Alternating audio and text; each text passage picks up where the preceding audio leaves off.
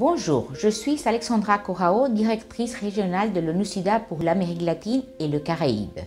Et cette journée mondiale du sida, l'ONU-SIDA invite tout le monde à se joindre à l'effort collectif pour mettre fin aux inégalités, au sida et aux pandémies. Les pandémies prenant racine dans les fissures de la société et les élargissent. Ces 2 dernières années, nous avons tous été témoins de la manière dont une pandémie peut exacerber les inégalités à l'intérieur des pays et entre eux.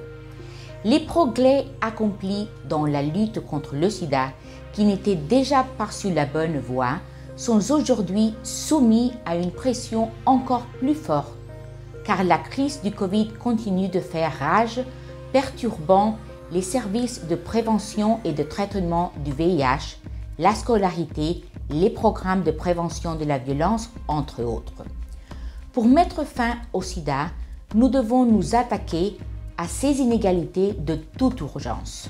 Sinon, comme notre directrice exécutive, Winnie Bianina, nous le rappelle constamment, nous ne serons toujours pas préparés aux pandémies de demain.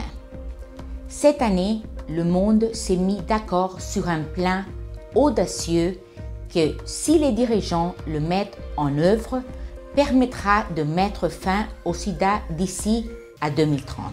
C'est une bonne nouvelle. Mais aujourd'hui, en tant que programme commun des Nations Unies sur le VIH-Sida, nous voulons lancer un avertissement sévère.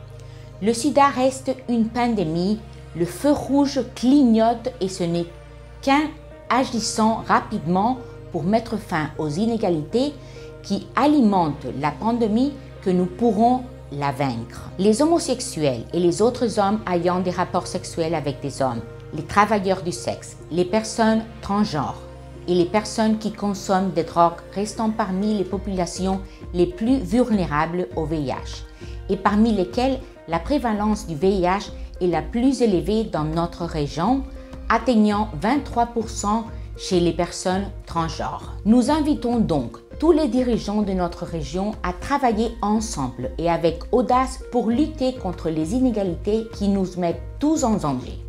En soutenant les infrastructures dirigées par les communautés et centrées sur les personnes, en garantissant un accès équitable aux médicaments, aux vaccins et aux technologies de la santé, en renforçant les droits de l'homme afin d'instaurer la confiance et de lutter contre les pandémies, en valorisant les travailleurs essentiels et en leur fournissant les ressources et les outils dont ils ont besoin, en mettant en place des systèmes de donner accès sur les personnes qui mettent en évidence les inégalités.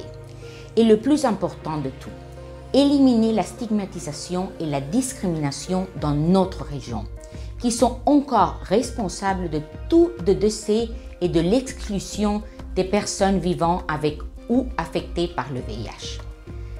Chaque minute qui passe, nous perdons une vie précieuse à cause du sida.